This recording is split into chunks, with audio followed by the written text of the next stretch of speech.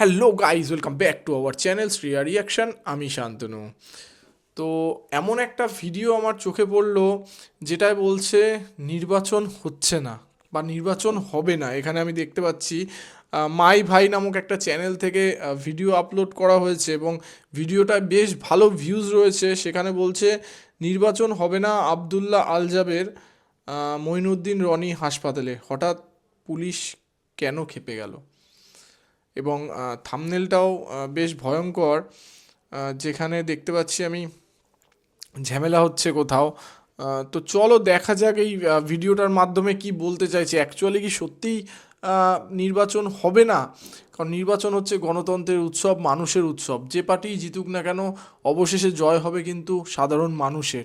তো সেই উৎসব হবে না কেন এবং কিসের জন্য পুলিশ খেপছে, চলো দেখা যাক এই ভিডিওর মাধ্যমে। Let's start. দেশ আজ রণক্ষেত্রে পরিণত হইল। দেখতে পাচ্ছেন যে এখানে চরম উত্তেজনা বিরাজ করছে। ইনকিলাব মঞ্চের আব্দুল্লাহ আল জাবের হলো গুলিবিদ্ধ। জাবের গুলিবিদ্ধ হয়েছে। জুমা এবং শান্তাকে বেধড়কভাবে পিটানো হয়েছে এবং বুট দিয়ে লাথি মারা হয়েছে। এক মাও তাদের হাত থেকে রেহাই পায়নি। আমি তাদের সবার সামনে বুক পাইতে দাঁড়াইছি। আমি মা হিসেবে তারা আমাকে ক্ষমা করে নাই। পুলিশ মসজিদে গিয়ে খুঁজে খুঁজে বের করে তারপর তাদের উপরে লাঠি চার্জ করে। কেন? কারো মাথা, কারো পা, কারো হাত সাথে সাথে ভেঙে যায়। আহত হয় শত শত শিক্ষার্থীরা। এই পুলিশ সদস্যই নির্দেশ দিচ্ছিল এইভাবেই মানুষের উপরে ঝাঁপিয়ে পড়ার জন্য। আরেকজন পুলিশ সদস্যের মুখ থেকে শোনা যায়, আয় তোরা ওসমান হাদির লাশ নিয়ে যা। আপনারা পুলিশের পোশাক পরিবর্তন করতে পেরেছেন, তবে এই দেশ থেকে 1.5 বছরে পুলিশ সদস্যদেরকে পরিবর্তন করতে পারেন নাই, যারা শুধুমাত্র একটি সুযোগের সন্ধানে রয়েছিল এই শিক্ষার্থীর বুকে চালানোর জন্য। 5ই আগস্ট 2024 সাল বাংলাদেশ থেকে বিতাড়িত হয় শেখ হাসিনা সরকার। তৎকালীন আওয়ামী লীগের নেতাকর্মীর পাচেটে অসংখ্য পুলিশ সদস্যরা যোগদান দিয়েছিলেন বাংলাদেশ আইন শৃঙ্খলা বাহিনীতে, এবং যখন দেখলো তাদের সরকারের পতন হলো তখন তাদের মনের মধ্যে আক্ষেপ জড়ো করে রাখে এবং তারা একটি সুযোগের সন্ধানে থাকে। কবে ছাত্রদের উপরে লাঠি চার্জ করতে পারবে এবং গুলি চালাতে পারবে, মনের ক্ষোভ প্রকাশ করতে পারবে, সেই দিনটির অপেক্ষায়। আজ 6ই ফেব্রুয়ারি 2026 সাল জুমার নামাজের পরপরই কিছু সংখ্যক পুলিশ তাদের মনের ক্ষোভ প্রকাশ করে। আমরা নিউজ কাভারে এসেছি, তারা কিন্তু আমাদের সিনিয়র রিপোর্টারদেরও ছাড়েনি। তারা কিন্তু সবাইকে উদ্দেশ্য করে একে একে অতর্কিত হামলা করছে। সাংবাদিকদের গণহারে পিটাচ্ছে। কেন? শিক্ষার্থীরা অবশ্যই ভুল করেছিল। কিছু সংখ্যক আইন শৃঙ্খলা বাহিনীর সাথে দুর্ব্যবহার করেছে, বাজে আচরণ করেছে। ওইখানে দায়িত্বশীল সেনাবাহিনীরা তো তাদের উপরে ঝাঁপিয়ে পড়ে নাই, আর সাধারণ শিক্ষার্থীরাও সেনাবাহিনীকে বাজে মন্তব্য করে নাই, করেছে পুলিশ সদস্যদেরকে। কারণ এই পুলিশ সদস্যরাই তাদের উপরে লাঠি চার্জ করছিল। নির্বাচন হবে না। কেন নির্বাচন এবার হবে না সেটারই বহিঃপ্রকাশ এখন আপনারা দেখতে পাচ্ছেন। আমরা যতদিন বেঁচে থাকবো আমরা নির্বাচন বয়কট করব, নির্বাচন ডিউটি করব না ইনশাআল্লাহ। আব্দুল্লাহ আল জাবের বা ইনকিলাব মঞ্চ থেকে কোনো একজন মানুষের যদি জীবন যায়, তাহলে সেটাকে কেন্দ্র করে নির্বাচন পিছিয়ে নেওয়া হতে পারে। তাই অসংখ্য লোক বলছে নির্বাচনের মাত্র 4-5 দিন আগে এসে কেন ইনকিলাব মঞ্চ থেকে এইভাবে আন্দোলন করে যাচ্ছে আব্দুল্লাহ আল জাবেররা। তারা কি কোন একটি চক্রান্তের শিকার, নাকি তারা পরিকল্পিতভাবেই নির্বাচনকে বানচাল করতে চাচ্ছে? আমরা 24-এর পর এরকম কোন বাংলাদেশ দেখতে চাইনি, যে বাংলাদেশের রূপ দেখা যাবে 24শে জুলাইয়ের মতো। আজ পুলিশের ভূমিকার তীব্র নিন্দা জানাচ্ছে সোশ্যাল মিডিয়ায় থাকা প্রত্যেকটি মানুষ। আমরা কোন পুলিশকে তো আগে এরকম দেখিনি। আমরা তো 5 আগস্টের আগে খুব কম দেখেছি সাংবাদিকদের উপর হামলা। এখানে গণহারে সকলে একত্রিত হয়ে সাংবাদিকদের উপর হামলা চালাচ্ছে। যেই দেশে বিচার চাইতে গেলে আমার বুকে গুলি চালানো হয়, সেই দেশ আমার না। যে দেশের প্রশাসন এখন পর্যন্ত ওসমান হাদির অপরাধীকে ধরে আনতে পারে না, সেই দেশ আমার না। যে দেশে আজ শিক্ষার্থীর শরীরে লাঠি চার্জ করার পর সরকার চুপ করে থাকে, সেই দেশ আমার না। এই প্রত্যেকটি জিনিসের চরম খেসারত দিতে হবে। শেখ হাসিনার পতন হয়েছে, তবে কোনো এমপি মন্ত্রী জনগণের হাতে ধোলাই খায়নি। একটি বড় ধোলাই অপেক্ষা করছে কোন একটি দলের উপরে, যারা পুনরায় স্বৈরাচার হয়ে উঠতে চাইবে। ইনকিলাব মঞ্চের আর কোন একটি কর্মীর উপরে যদি ন্যূনতম কোনো আচরণ পড়ে, পুরো টাকা অচল করে দেওয়া হবে। সেই জনগণের ধোলাইয়ের হাত থেকে তারা রেহাই পাবে না, যদি এখনই তাদের অভ্যাস চরিত্র পরিবর্তন করতে না পারে।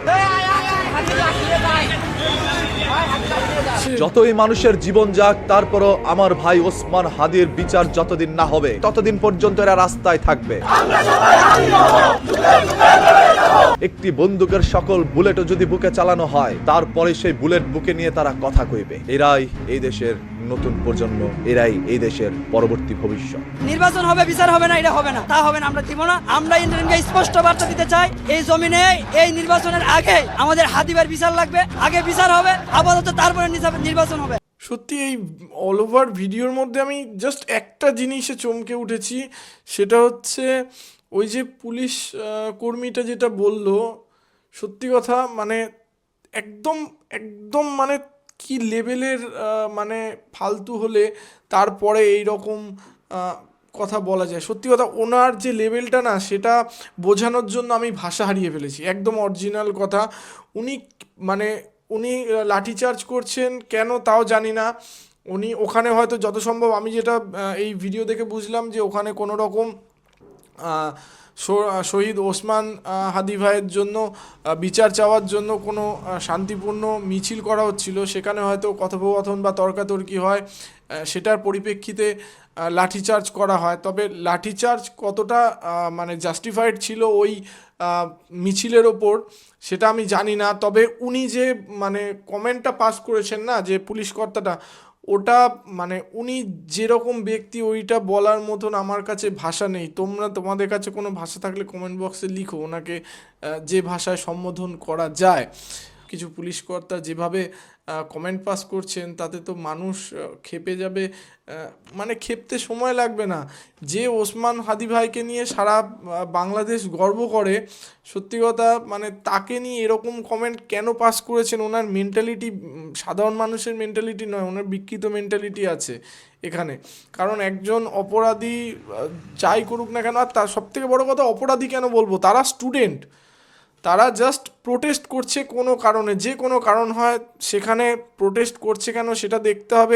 সত্যি কথা যে এই যে প্রোটেস্টটা চলছে, এই প্রোটেস্টটা সরাতে পারেনি, তার জন্য লাঠিচার্জ করতে হয়েছে, এটা কিন্তু কোনো বীরত্বের কাজ নয়, এটা সম্পূর্ণভাবে পুলিশের ফেলিয়ার। তারা ভালোভাবে বা কথা বলে আলাপ আলোচনা করে তারা সরাতে পারেনি, এটা সম্পূর্ণরূপে আমি তো দেখছি পুলিশের ফেলিয়ার। লাস্টে গিয়ে লাঠিচার্জ করতে হলো।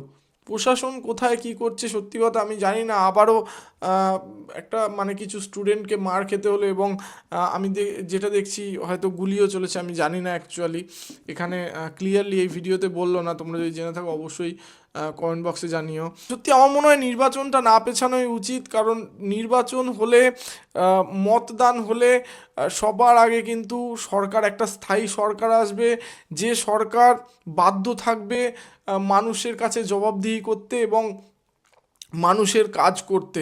তো আমার মনে হয় নির্বাচনটাকে পোস্টপোন না করে নির্বাচনটা অবশ্যই করা উচিত।